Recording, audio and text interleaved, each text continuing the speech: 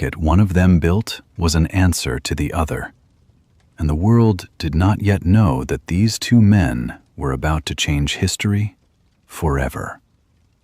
Who would win? That question was still far away, but the journey had already begun. October 4th, 1957. It was a calm autumn evening in the Soviet Union. Deep in the desert of Kazakhstan, a rocket stood tall and ready. Inside a small metal ball, about the size of a beach ball, was a simple radio. Engineers checked everything one last time. And then, with a great roar, the rocket launched into the sky. The metal ball separated from the rocket and floated into space. It began to orbit the Earth, slowly, quietly, far above the clouds. This small metal ball was called Sputnik. It was the first human-made object ever to travel in space. Every 96 minutes, it went around the entire Earth. And as it traveled, it sent a small radio signal down to the ground. A soft, steady beep. People around the world could hear it on their radios. Beep, beep, beep. In America, people were shocked. They looked up at the night sky and felt something new, something uncomfortable. Fear.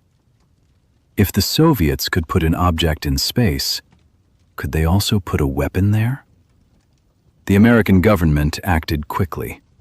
They needed to catch up. The race was now real, and the USSR was winning. But this was only the beginning, because a month later, the Soviets did something even more surprising, something that made the whole world stop and stare in disbelief. 1 month after Sputnik, in November 1957, the Soviet Union launched a second spacecraft into space. This one was different. This one carried a passenger. Her name was Laika. She was a small dog, a street dog from the city of Moscow. Scientists had chosen her because she was calm and gentle. They trained her carefully. They gave her a special suit to wear, and on a cold November morning, they placed her inside a small capsule on top of a rocket. And they launched her into space. Laika became the first living creature to orbit the Earth. People around the world were amazed. But the story of Laika is also a sad one. The technology of that time was not advanced enough to bring her home safely. She did not return. She traveled quietly around the Earth, and then she was gone. The Soviets had shown the world that a living being could survive in space, at least for a short time. But now a bigger question was growing in every scientist's mind. Could a human being go to space? Could a person leave the Earth, travel among the stars, and come back alive? This question drove everything that came next. It was the heart of the race, and both countries were working night and day to answer it first. After Sputnik, America was embarrassed. The world's most powerful nation had been beaten to space by their rival. The American government moved quickly. They created a new organization called NASA, the National Aeronautics and Space Administration. NASA's job was simple: beat the Soviets. They recruited brave test pilots and trained them as astronauts. They built new rockets. They spent enormous amounts of money. But in the early years, things did not go smoothly. American rockets sometimes exploded on the launch pad. Missions were delayed. The Soviets kept moving forward. In April 1961, the USSR achieved something truly extraordinary. A young Soviet pilot named Yuri Gagarin climbed into a small spacecraft called Vostok 1. He was calm. He smiled, and at 9:07 in the morning, the rocket launched. Yuri Gagarin flew around the entire Earth in just 108 minutes. He looked out of the small window and saw the blue curve of our planet below him. He was the first human being in space. When he landed safely and walked out onto the ground, the Soviet Union celebrated. The world celebrated. And in America, people asked again with great worry, will we ever catch up? But across the ocean, one American leader was already thinking about a much bigger goal. A goal that seemed almost impossible. In May 1961, just weeks after Gagarin's historic flight, the American president, John F. Kennedy, stood before the United States Congress. He spoke clearly and calmly. He said that America would send a man to the moon before the end of the decade, before the year 1970. He said America would do this not because it was easy, but because it was hard. The room was silent for a moment. People looked at each other. The moon? A human being on the moon? NASA was still struggling with basic space flights. The Soviets were far ahead. And Kennedy was promising the moon, literally. But this promise changed everything. Suddenly, NASA had a clear direction. The whole country had a goal. Thousands of scientists, engineers, and workers came together with one shared purpose. They called the program Apollo.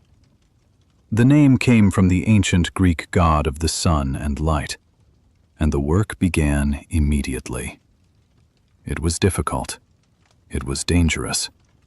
It took years. Some astronauts lost their lives during training accidents. But the American people did not give up. Slowly, carefully, step by step, NASA began to close the distance. And in the Soviet Union, Korolev and his team worked just as hard. Both countries knew the moon mission was near, and both countries wanted to be first. The most important moment in the race was coming, but neither side knew yet how the story would end. The road to the moon was not smooth. On January 27, 1967, a terrible tragedy happened at NASA. 3 American astronauts, Gus Grissom, Ed White, and Roger Chaffee, were inside their Apollo 1 spacecraft during a ground test. A fire started inside the capsule. It spread very quickly. All 3 astronauts died. America was heartbroken. The Apollo program stopped for nearly 2 years.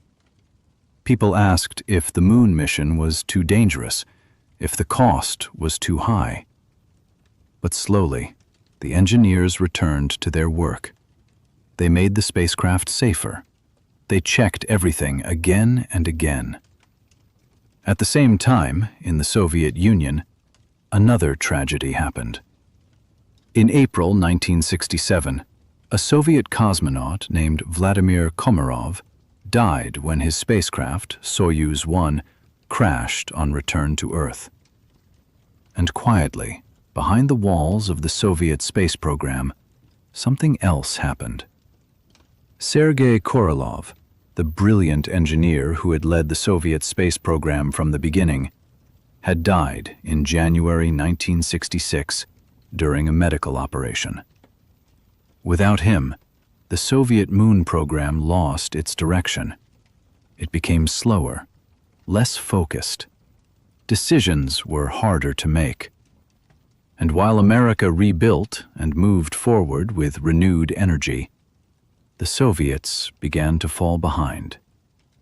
The race was not over, but the balance had shifted. and far above them both, the moon waited patiently, as it always had. By 1968, NASA was ready to try again. In December of that year, 3 American astronauts, Frank Borman, Jim Lovell, and William Anders, traveled all the way to the moon on Apollo 8. They did not land, but they flew around the moon. They looked down at its gray, quiet surface, and they looked back at the Earth, a small, blue, beautiful planet floating in black space. William Anders took a photograph. He called it Earthrise. It showed the Earth rising above the moon's horizon. It was one of the most beautiful and powerful photographs ever taken. People around the world saw it and felt something deep inside, a feeling of wonder and smallness and connection. And then came the summer of 1969, July. The whole world was watching. NASA was ready. 3 astronauts, Neil Armstrong, Buzz Aldrin, and Michael Collins, climbed into Apollo 11. The rocket was taller than a 30-story building. The countdown began.